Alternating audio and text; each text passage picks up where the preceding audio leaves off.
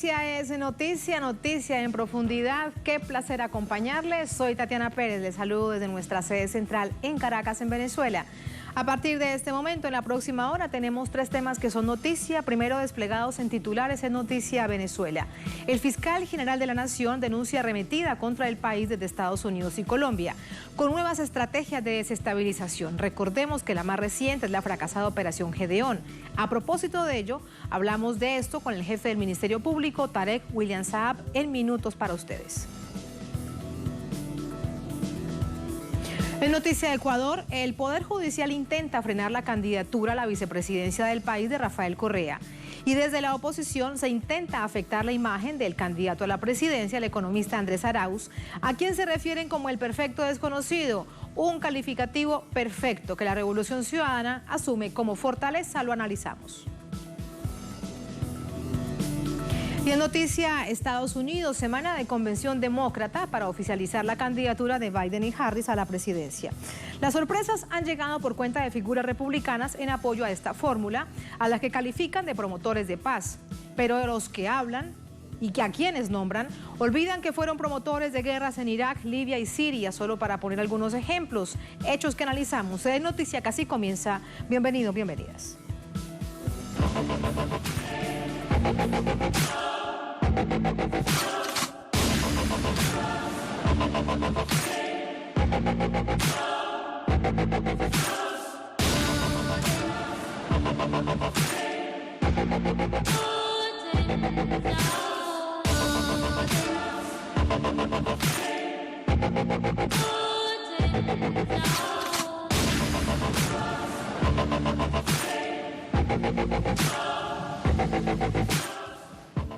En Noticia Venezuela, la Fiscalía General del país se pronuncia en rechazo a declaraciones injerencistas de miembros del llamado Grupo de Lima. Los últimos días, el Ejecutivo ha revelado avances en la investigación sobre la Operación Gedeón, la agresión militar en que participaron gobiernos de la región en contubernio con Estados Unidos. El fiscal Tarek William Saab denunció los pronunciamientos recientes del gobierno de Colombia sobre Venezuela y criticó la reunión del lunes entre el mandatario Iván Duque y una comitiva de Estados Unidos, incluido el jefe del Comando Sur.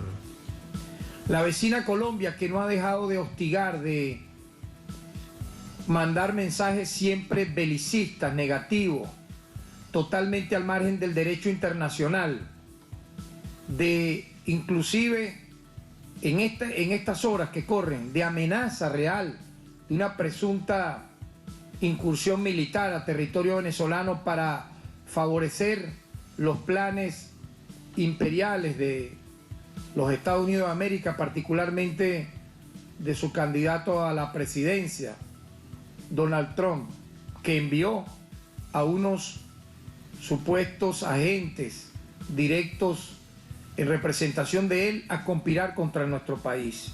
En el marco de la reunión del Grupo de Lima, el pasado viernes, Duque llamó a la comunidad internacional a impedir la realización de las elecciones legislativas en Venezuela, previstas para diciembre.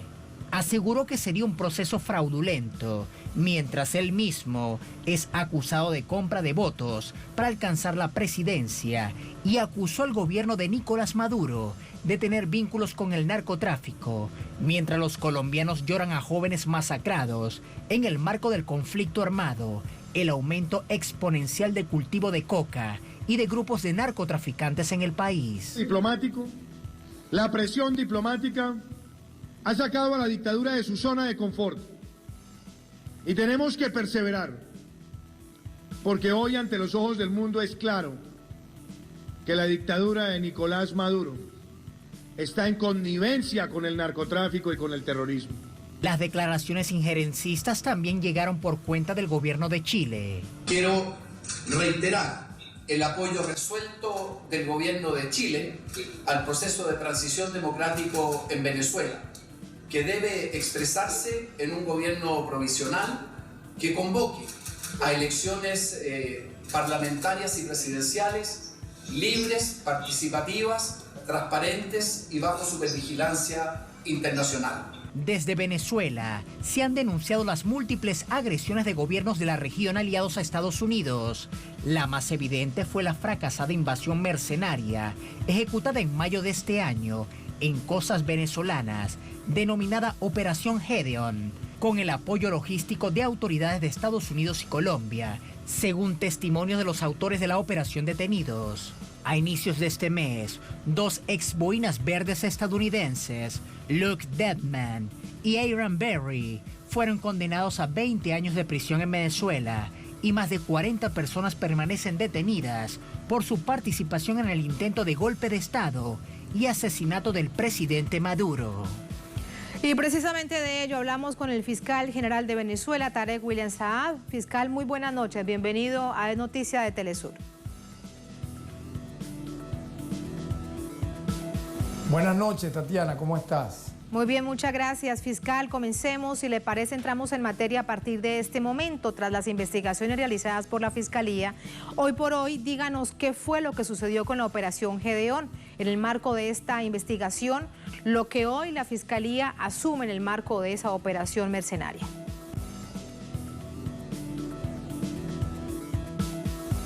Bueno, sí, en primer lugar, destacar que la incursión realizada por mercenarios extranjeros, en este caso 2 estadounidenses, apoyados por desertores de la Fuerza Armada Nacional Bolivariana e inclusive algunos militares activos, no tiene antecedentes en la historia contemporánea moderna, en tanto el contexto de la misma fue nada más y nada menos que en curso una pandemia global que ha cobrado vidas, que ha lamentablemente contagiado a numerosos venezolanos y venezolanas, y en medio de una circunstancia tan delicada como esta, sujetos al margen de la ley, criminales a sueldo, dentro y fuera de Venezuela, planearon esta acción genocida. En tal sentido, debo de destacar que no es la primera, y ojalá sea la última, vez en que Venezuela es víctima de actuaciones criminales como esta. Yo quiero partir del hecho del golpe de Estado del 11 de abril del año 2002, que tuvo apoyo del gobierno de los Estados Unidos de América, en aquel momento de George Bush. A partir de ese momento no ha cesado Venezuela de recibir desde el extranjero, particularmente los Estados Unidos de América, situaciones de intervención, de injerencismo. En este momento, obviamente, a partir de la lamentable muerte del ciudadano presidente de la República, Hugo Chávez, creyeron que podían tener mayor asidero sus planes de intervención en contra de nuestro país. Fracasado el golpe de Estado del 11 de abril por la fuerza cívico-militar que se dio, las guarimbas que luego vinieron en el año 2003, el paro petrolero, etcétera, arreciaron a partir del año 2013, con los picos del 2014 y del 2017, embriones de guerra civil. Cuando pensamos que ya todo se había, digamos, acabado en el guión golpista y criminal de la oposición más extremista de Venezuela, vino el ataque de los drones del 4 de agosto del año 2018. Posteriormente, para, digamos, decirlo, los movimientos más terribles, el golpe de Estado, intento de golpe de Estado del 30 de abril del año 2019. Todas estas acciones prácticamente develadas, confirmadas, con detenidos por parte del Ministerio Público, con el conocimiento de la comunidad internacional. Y por si fuera poco, repito, cuando ya los límites habían sido rebasados, ocurre esta criminal acción denominada Operación Gedeon. ¿Cuál fue el objetivo? Bueno, atacar las sedes de los organismos de inteligencia como el DGCIN, el SEBIN, cuarteles, intentar nada más y nada menos que el secuestro del jefe de Estado, Nicolás Maduro Moro, atacar el aeropuerto internacional de Maiquetía, y según el contrato que pudimos todos conocer, por un monto cercano de $200 millones, firmados entre otros apátridas por Juan Guaidó, JJ Rendón, Sergio Vergara, etcétera. Ellos hablaban incluso de manera eufemística de los daños colaterales, bueno, que no importa si pudiesen haber ocurrido durante más de un año los daños colaterales. Los daños colaterales eran las víctimas inocentes, población civil que se iba a ver atacada por estos criminales en una acción, repito, sin antecedentes, sin precedentes, porque la realizaron en efecto en medio de una pandemia, en medio del contagio y el fallecimiento de venezolanos y venezolanas por el COVID-19, con el apoyo del gobierno de Duque en los campamentos que estaban en Riohacha como si fuesen clubes deportivos. Ahí todo el mundo veía, los vecinos veían cómo salían y entraban en las casas adyacentes criminales a sueldo como los que hemos mencionado. Fiscal, ¿cuántas personas en total están detenidas por este caso? Eso es importante destacarlo. Además, al admitir los hechos, los dos norteamericanos, ¿qué han dicho?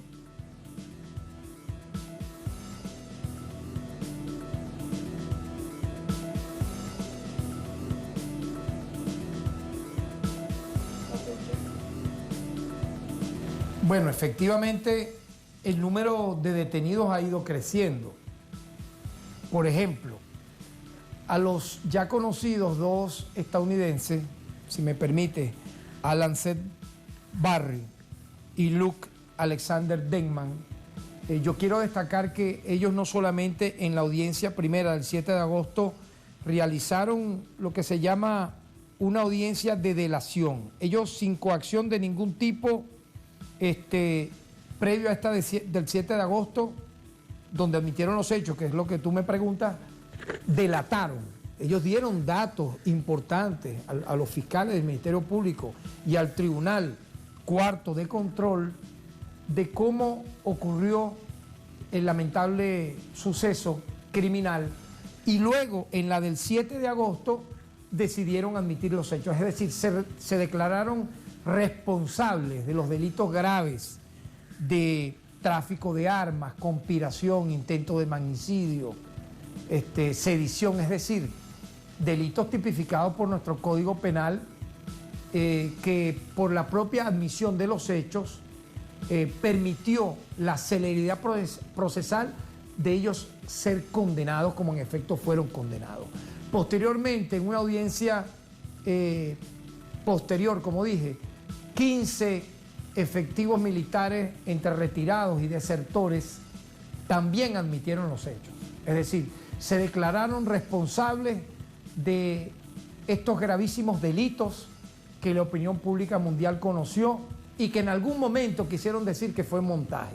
Ahora, preguntamos nosotros a la comunidad internacional y nacional, ¿cómo va a ser un montaje, un hecho como esto, cuando los propios participantes de los mismos se han declarado convictos y confesos? Esa es la consecuencia jurídica. Están convictos y confesos en este crimen abominable. Fiscal, y en el marco de estas investigaciones, ¿qué datos importantes, relevantes que destaque han aportado?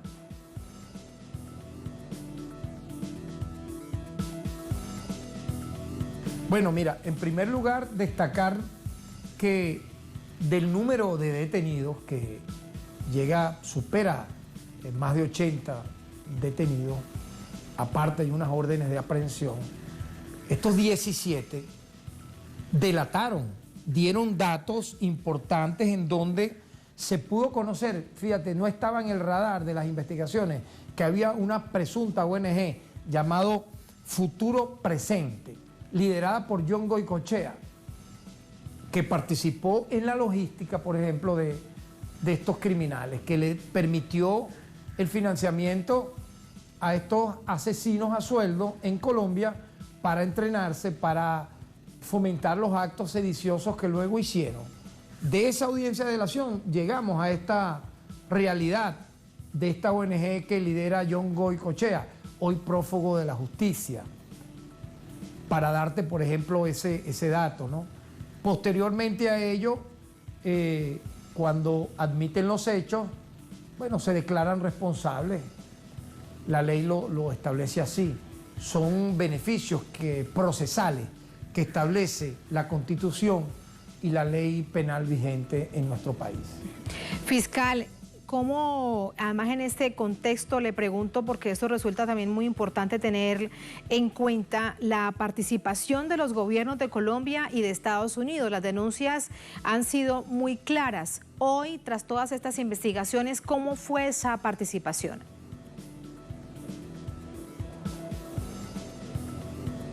Mira, no hay duda. O sea, por ejemplo, Silvercorp es una organización mercenaria que ellos la llaman, entre comillas, como contratista, son contratistas. Uno conoce un contratista el que pueda construir una edificación.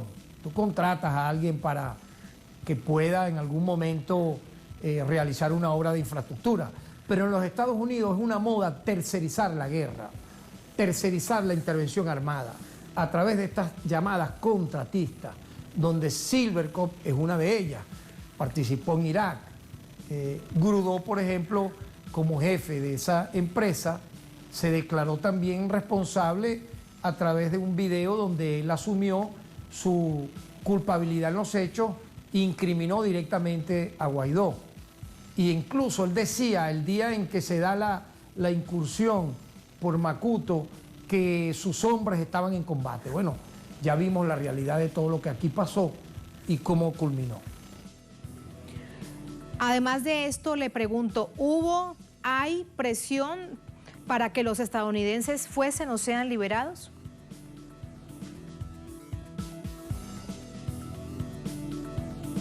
Mira, yo puedo destacar que todos los que han admitido los hechos y los que pudieran en el futuro hacerlo, hasta la fecha son solamente 17, pero no pueden ser los únicos. De pronto vendrán los demás, otros más, para acogerse a este beneficio procesal. Ellos lo hicieron libres de cualquier coacción, entendieron que procesalmente eso podía darles algún beneficio, tuvieron un defensor público, tuvieron un intérprete al momento en que fueron llevados no solo a la audiencia de delación, sino de presentación, y allí no hubo ninguna otra novedad que la que ya se conoce, que se declararon responsables y por tal efecto fueron condenados. Y en ese mismo sentido, fiscal, ¿los estadounidenses están seguros aquí en Venezuela? ¿Usted qué opina?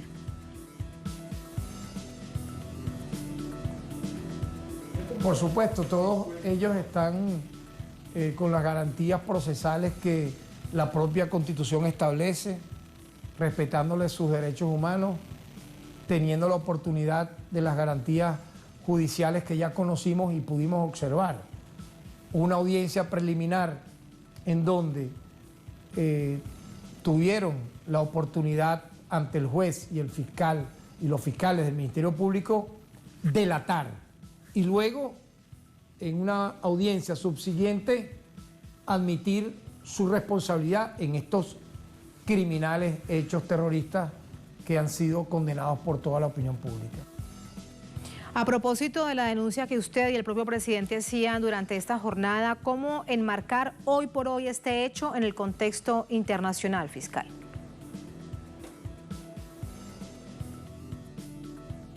Como un hecho, repito, sin precedentes en este año 2020 de pandemia, que no tiene un referente anterior por el contexto que expliqué, donde hoy vemos, fíjate, la cifra ya se acerca a 800.000 fallecidos a nivel global, de los cuales Estados Unidos está aportando 177.000 fallecidos. O sea, ¿a quién se le puede ocurrir que en medio de una situación como esta lanzar un ataque como este armado contra nuestro país? Solamente a quienes criminalmente desde los Estados Unidos, con bloqueos, con sanciones, pretenden asfixiar al pueblo de Venezuela, no permitir que podamos comercializar nuestro petróleo, comprar medicinas, alimentos, y para rematar envían mercenarios asesinos a prácticamente dejar el embrión de una guerra civil en Venezuela. Un hecho totalmente bochornoso, repugnante, que rechazamos con todas nuestras fuerzas patriotas en Venezuela. De hecho, a muchos, porque son muchos los que dicen que esto fue un acto suicida para minimizar todo lo que realmente significaba. Hoy por hoy también en ese mismo sentido le pregunto cuál es su visión, cuál es su opinión.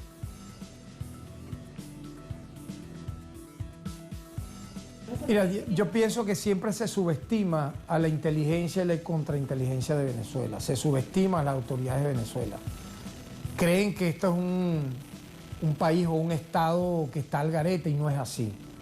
Obviamente, si no hubiese habido una inteligencia y una contrainteligencia actuando en el terreno, el plan era un plan perfecto, porque era un plan cobarde, así actúan los cobardes.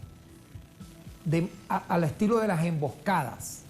Ellos hubiesen llegado a tierra, porque obviamente esto no era como estaban diciendo, una incursión marítima, porque se burlaban.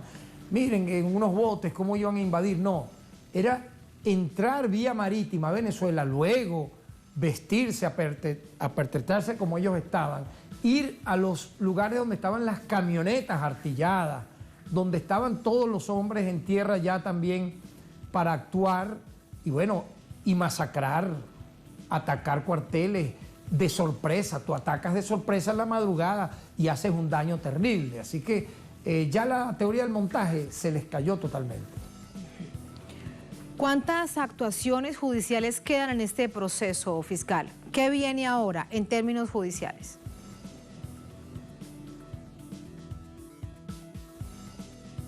Bueno, obviamente queda un gran aprendizaje donde el pueblo de Venezuela organizado, el Estado venezolano, los poderes públicos, estamos alertas a la criminalidad tan, yo diría, infinita del enemigo de la patria. O sea, no han cesado en sus planes. Cuando uno piensa que ya esta era la última acción, viene una peor que la otra. Todas van a ser derrotadas, obviamente. Y el aprendizaje, más allá de identificar un enemigo asesino, criminal, sin escrúpulos, sin moral, sin ideología, porque lo hacen a sueldo, por dinero. Es una gente que no les da pena decir que por barriles de petróleo que iban a comercializar posteriormente, o por un dinero en efectivo que iba a ser saqueado del erario nacional, ellos iban a matar venezolanos. Es gente cobarde. Es también aprender que más allá de esa cobardía está el instinto criminal de ese apátrida que hace todo esto para querer convertir a Venezuela en lo que lamentablemente es hoy Irak, en lo que hoy es Libia, tierra arrasada con su riqueza saqueada. Y el otro aprendizaje colateral es que crece la moral del venezolano, crece la moral de los patriotas para enfrentar a criminales como estos, que ya hemos visto lo que acaba de ocurrir, lo denuncié en una rueda de prensa el día de hoy, el asedio de Estados Unidos y de Colombia, cuando Trump envía a 3 de sus hombres más de confianza a reunirse con Duque para planear ataques contra nuestro país. O sea, tenemos que estar alerta, estar en activos y en defensa propia para resguardar la soberanía nacional. Y en el marco de esas denuncias, fiscal, se habla de otra operación en marcha, de la operación Orión. ¿Usted qué nos puede adelantar con respecto a ello? Hoy nosotros hablamos de ese tema. Obviamente está en marcha los planes de esa operación. Venezuela ya está al tanto de ello, las autoridades civiles y militares. Lo denunciamos como tiene que ser y estoy convencido que de ocurrir dicha operación será nuevamente derrotada. Por último, fiscal, volviendo al tema de la operación Gedeón, esta operación mercenaria de intento de invasión a Venezuela en el pasado marzo, ¿qué pasa con Guaidó? ¿Es el principal señalado? ¿Firmó el contrato? ¿Están los documentos? ¿Están las pruebas? Bueno, está judicializado, está a la orden de la justicia venezolana. Su propia gente dice que entró en un estado de clandestinidad, aparentemente. Y como hemos dicho, la hora de la justicia, todo tiene en Venezuela su lugar. Y este criminal pasará a la historia del país, no solo como el cobarde que pretendió entregar nuestra riqueza a gobiernos extranjeros, sino que todo el aparato criminal que lo rodea ha sido desmantelado, ha sido desarticulado, detenido y judicializado como corresponde. Muchísimas gracias, fiscal general de Venezuela, Tarek William Saab. Esta es la visión desde la Fiscalía, producto de las investigaciones, cómo están avanzando tras esta fracasada operación Gedeón, realizada en marzo, salió desde Colombia, llegó hasta Venezuela. Ahí están los hechos y esta es la visión que se tiene desde la Fiscalía en términos de cómo avanza la investigación.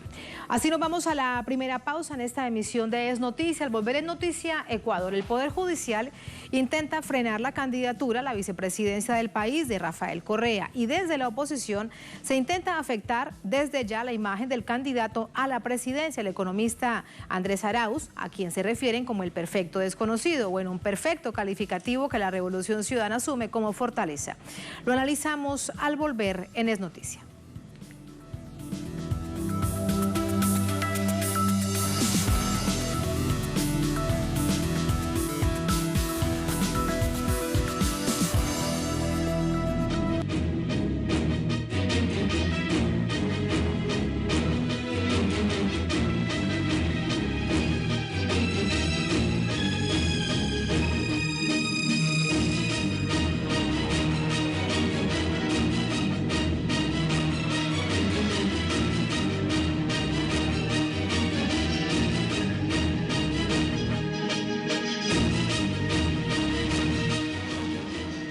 En Noticia Ecuador, de nuevo la judicialización de la política entra en escena e intenta bloquear la candidatura de Rafael Correa a la vicepresidencia del país. El expresidente hace fórmula con el economista Andrés Arauz, candidato por la Revolución Ciudadana. Un día después de presentar su candidatura a vicepresidente de Ecuador, el exmandatario Rafael Correa es objeto de un intento de inhabilitación como candidato por una nueva decisión judicial relacionada con el llamado caso Sobornos. La presidenta de la Sala Especializada de lo Penal de la Corte Nacional de Justicia, jueza Daniela Camacho, determinó que Correa tiene sentencia ejecutoriada, a pesar de que el caso se encuentra en proceso de casación. No obstante, según la explicación de Camacho en una carta en la que responde al Consejo Nacional Electoral, cabe señalar que en la legislación ecuatoriana, el recurso de apelación pone fin al juicio. Al respecto, uno de los abogados del expresidente, Fausto Jarrín, expresó en su cuenta de Twitter que de acuerdo con los documentos de la Sala Penal, la sentencia no dice ejecutoriada. En su lugar, acota que la acción pone fin al juicio como se expresa textualmente. El expresidente Correa, respecto al intento de la jueza Camacho por inhabilitarlo, se pronunció a través de Twitter. Esto no es cierto. Por el contrario, certificaron que no hay sentencia ejecutoriada, pero intentan antijurídicamente decir que antes de casación ya está ejecutoriada la sentencia. Están desesperados. Recuerden, sin odio, pero con memoria. Este nuevo intento de judicialización política se muestra como una clara maniobra para impedir la consolidación del binomio de la Revolución Ciudadana, que lo componen el expresidente Rafael Correa como aspirante a la vicepresidencia y Andrés Arauz para la primera magistratura. Andrés Arauz, al que señalan como el perfecto desconocido, nació en Quito, tiene 35 años y posee una amplia trayectoria académica y de gestión en instituciones de la Administración Pública del Estado. Licenciado en Economía y Matemáticas por la Universidad de Michigan, es magíster en Economía del Desarrollo por Flaxo y doctorando en Economía Financiera por la Universidad Nacional Autónoma de México. El quiteño domina varios idiomas y durante el mandato de Rafael Correa ocupó varias responsabilidades, entre ellas en 2015 como ministro de Conocimiento y Talento Humano, cargo desde el que se dirigía la coordinación y supervisión de la ejecución de políticas, programas y proyectos de los ministerios de Educación, Cultura, Educación Superior, Ciencia y Tecnología. Sumamos información a esta hora con nuestra corresponsal en Quito, Denise Herrera. Denise, muy buenas noches. Primero, preguntarte acerca de este nuevo intento judicial por bloquear la candidatura de Rafael Correa a la vicepresidencia. ¿Cómo finaliza el día? Hola Tati, qué gusto saludarte a ti, a toda la audiencia de Telesur. Así es, como lo hemos escuchado en el informe, ayer se hizo oficial el lanzamiento del binomio presidencial que representará en las próximas elecciones presidenciales de 2021 en el país a la Revolución Ciudadana. Como lo hemos escuchado, se ha postulado a la presidencia Andrés Arauz, economista de 35 años, y a la vicepresidencia el expresidente Rafael Correa. A la par de que este binomio se hace público, también salieron a la luz diferentes resoluciones. Dentro de ello es que se formaba ya el tribunal que resolverá el recurso de casación, que es la última instancia que tiene el expresidente Rafael Correa dentro de la causa sobornos. Lo que hoy ha llamado la atención, Tati, es este pronunciamiento que hace la jueza Camacho en relación a una solicitud que le hace el Consejo Nacional Electoral para conocer cuál es la situación jurídica del expresidente Rafael Correa. En ese sentido, la jueza Camacho ha indicado que Rafael Correa tendría ya una sentencia ejecutoriada, por lo cual prácticamente traslada que el expresidente no podría inscribirse, por lo cual ha generado sin duda diversas reacciones, más aún cuando esta audiencia del recurso de casación ni siquiera se ha desarrollado. Está dispuesta a que se ocurra el 17 de agosto en estos días, por lo cual sin duda ha generado varias críticas, principalmente no solo de la Revolución Ciudadana, inclusive muchos juristas han indicado sobre esta resolución, nuevo pronunciamiento de la jueza Camacho, que inclusive lo califica como una aberración jurídica dentro de un caso judicial en el Ecuador. Han dicho, y lo que se ha venido debatiendo, es que cualquier persona tiene el derecho de presentar y de tener hasta el último recurso donde se pueda demostrar su inocencia, que en este caso sería el recurso de casación. Pero Tati, también esto ha venido siendo parte de la persecución que han venido atravesando los máximos líderes de la Revolución Ciudadana, pero es un intento más, como bien lo ha señalado el expresidente Rafael Correa y los diferentes miembros de la Revolución Ciudadana, de alejarlo de la contienda electoral. Inclusive hoy también su hermana Pianina Correa ha presentado ya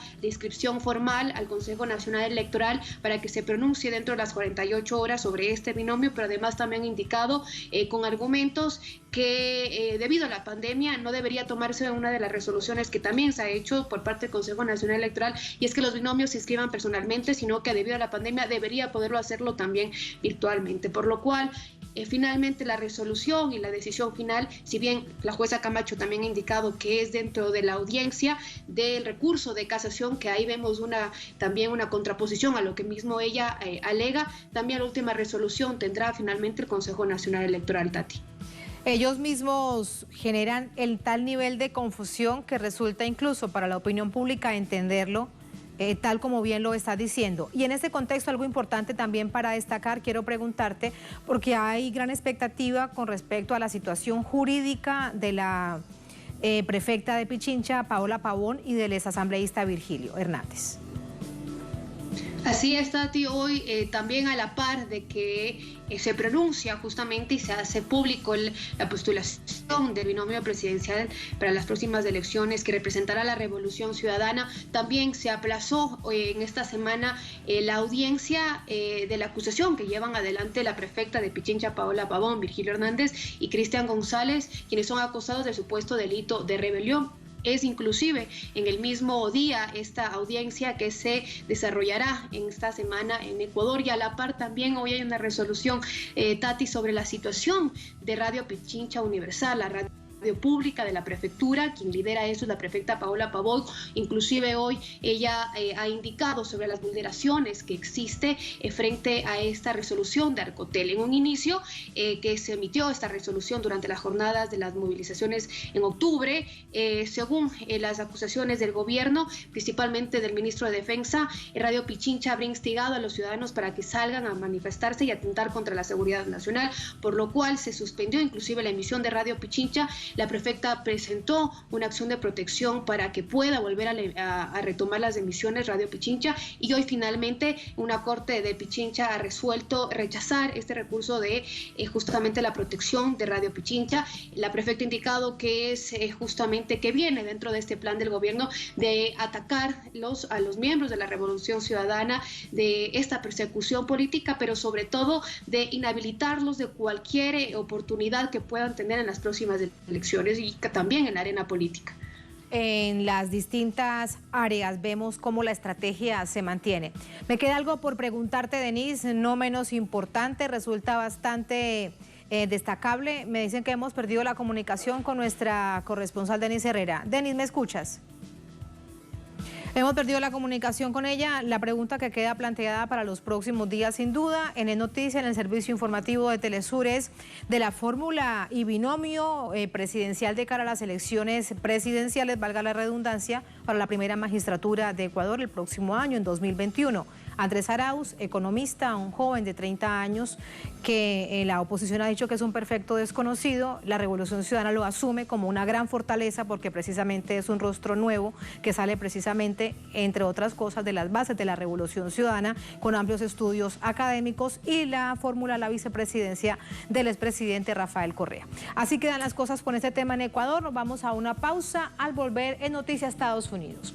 Semana de convención demócrata para oficializar la candidatura de Biden y Harris a la presidencia. Las sorpresas han llegado por cuenta de figuras republicanas en apoyo a esta fórmula, a la que califican de promotores de paz. Los que hablan y quienes nombran olvidan que fueron promotores de las guerras en Irak, Libia y Siria, y solo por poner algunos ejemplos, hechos que analizamos al volver en Es Noticia.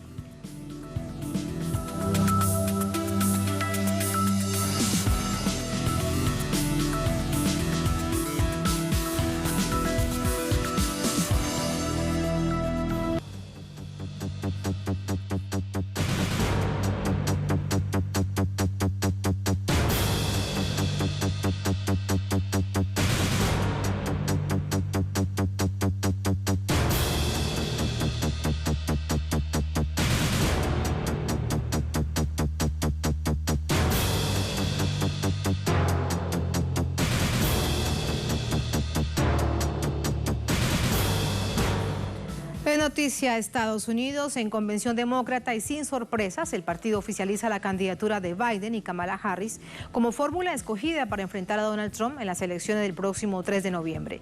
Nominación que ha contado con el aval de gran parte de las élites políticas y económicas de Estados Unidos. La Convención Nacional Demócrata anunció la candidatura del expresidente Biden, nominación refrendada por la votación telemática de 50 delegados estatales y 7 territoriales, matizada por la presencia de los expresidentes Jimmy Carter y Bill Clinton, quienes avalaron la postulación del ex vicepresidente de la administración Obama. La candidatura de Biden ha logrado granjearse el visto bueno de gran parte del establishment político estadounidense, que se han alejado de la administración Trump.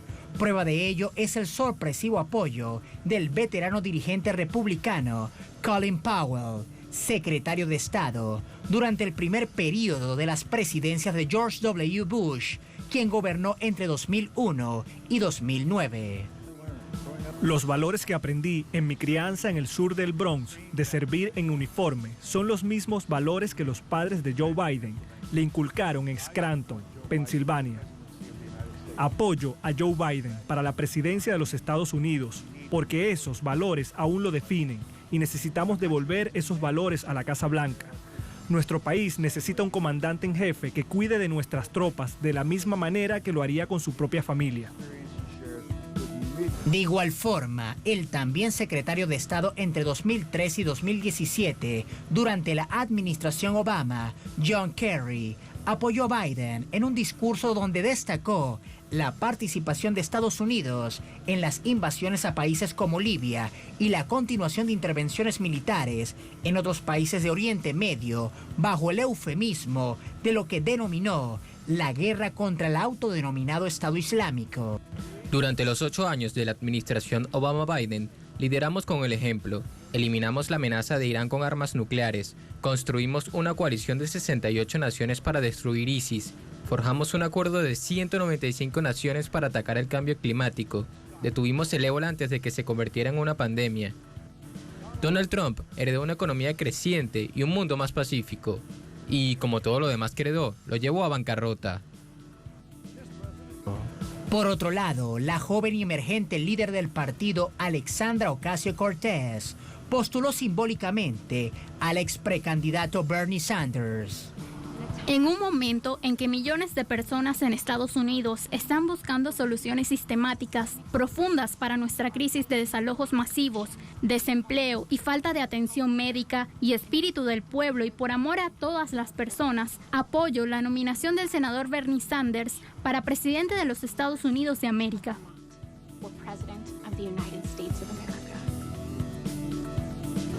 Declaración que matizó después al afirmar que su discurso no representó una oposición a la candidatura de Biden. A 3 meses de las elecciones, la fórmula Biden-Harris ha logrado un amplio respaldo de los sectores tradicionales de la política estadounidense, que se ha caracterizado por sus reiteradas intervenciones militares e imposiciones por vía de la fuerza. Actores de una política exterior basada en la modificación de las realidades geopolíticas por medio de la desestabilización, agresión y balcanización de los estados que no se someten a sus designios. Vamos a sumar información a esta hora con Aiza García, nuestra jefe de la corresponsalía en México. Hola Aiza, muy buenas noches. Y es noche para Kamala Harris, la fórmula vicepresidencial que después de varios meses sin saber quién sería, bueno, se ha destapado y sí aparece como una figura. Adelante, ¿cómo te va?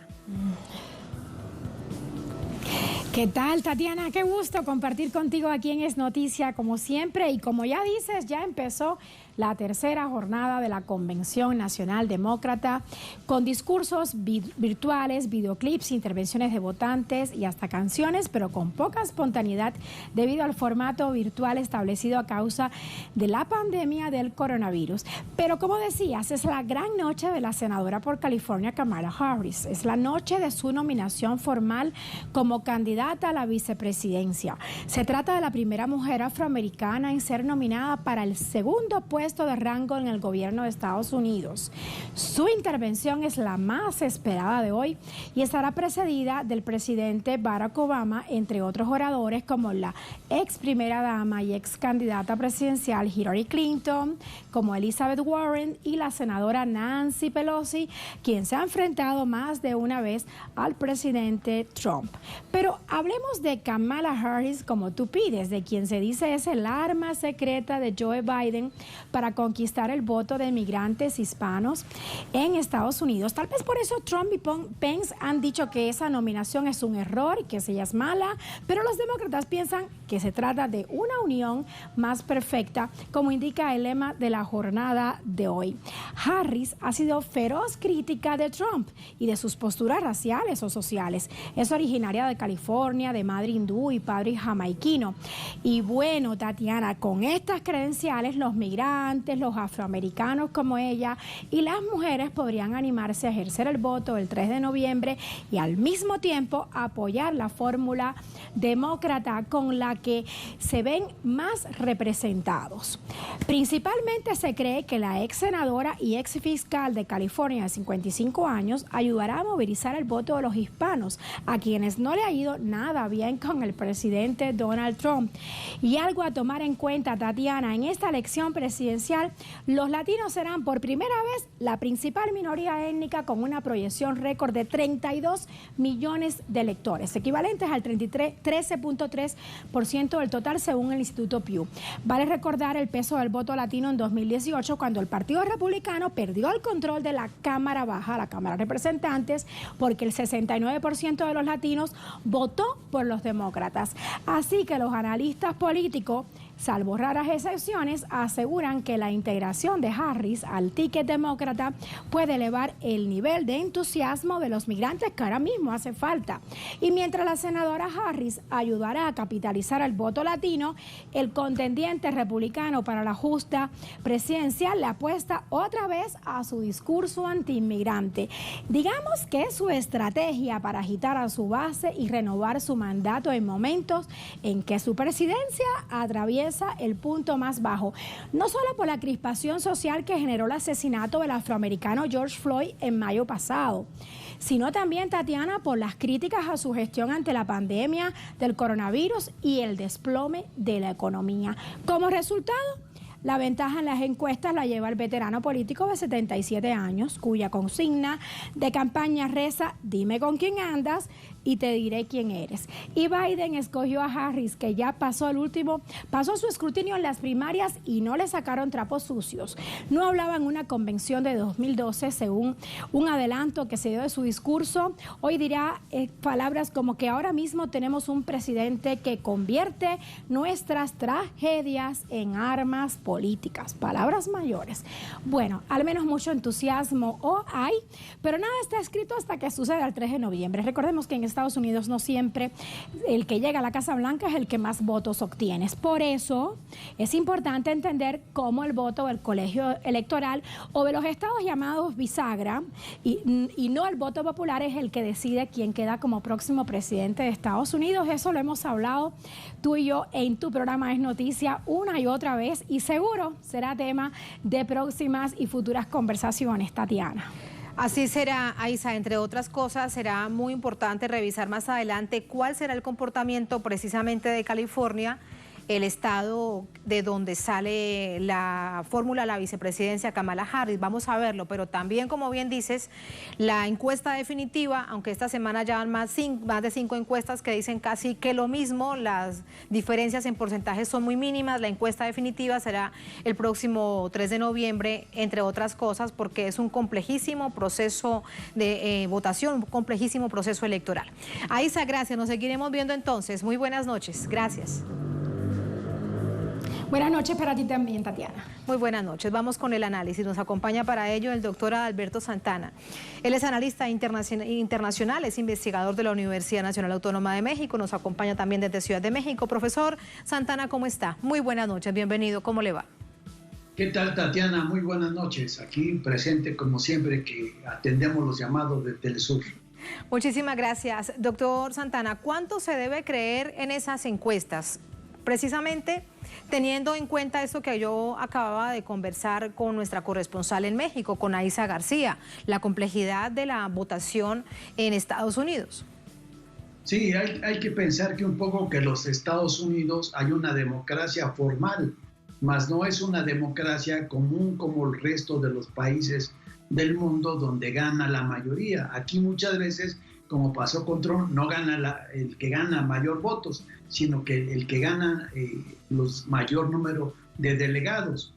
Es decir, es un voto indirecto. Y también eso cuenta mucho que en los Estados Unidos algunos no van a votar, y más en la situación de la pandemia, y envían su voto por escrito, es decir, por correo. Y entonces es algo a lo que Trump se ha puesto, darle más fondos al correo para de una manera boicotear el voto que por escrito pueda llegar, ¿sí?, en estas elecciones norteamericanas y así obtener menos delegados. Es decir, la llamada democracia norteamericana es muy sui generis al resto del mundo, porque y hay solamente 2 partidos, hay solamente 2 candidatos. Entonces, dijéramos, es una democracia restringida y también que tiene el financiamiento de distintos actores económicos y políticos que pagan las campañas de los respectivos candidatos. Todo esto, doctor Santana, profesor Santana, resulta muy, muy paradójico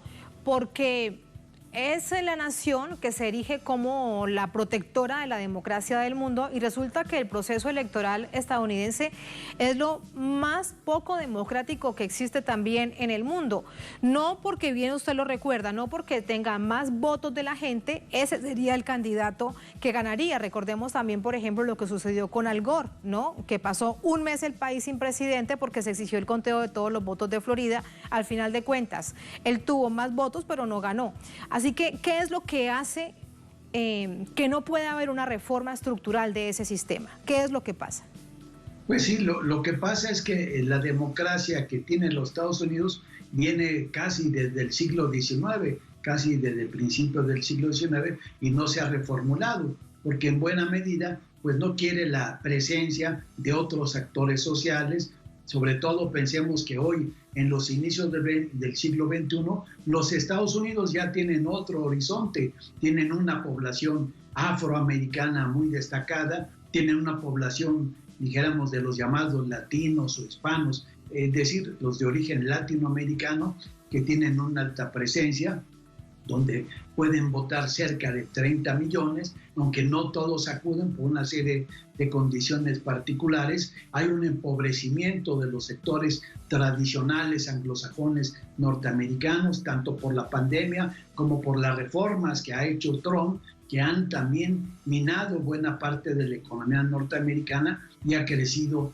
la pobreza en aquella sociedad. Entonces se hacen más complejos los problemas. La seguridad médica, el Medicare, pues ha sufrido fuertes lesiones y los ciudadanos norteamericanos pues están a las expensas del mercado. Sí, permítame, le pregunto algo, profesor Santana, permítame, le pregunto algo en ese sentido, de esa enumeración de problemas que está viviendo el país, si el voto duro de Trump, del Partido Republicano, ha disminuido. ¿Usted qué cree?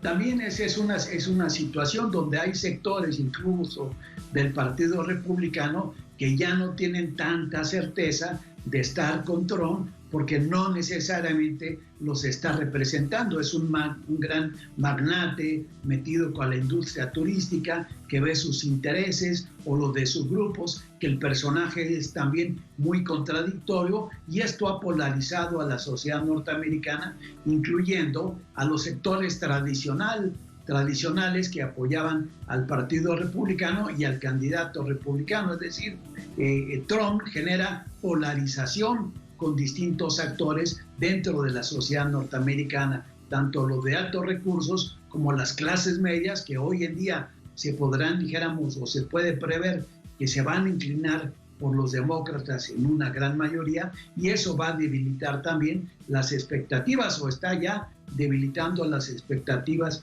de un posible triunfo de Trump. Pensemos que quedan casi 2 meses y medio para las elecciones.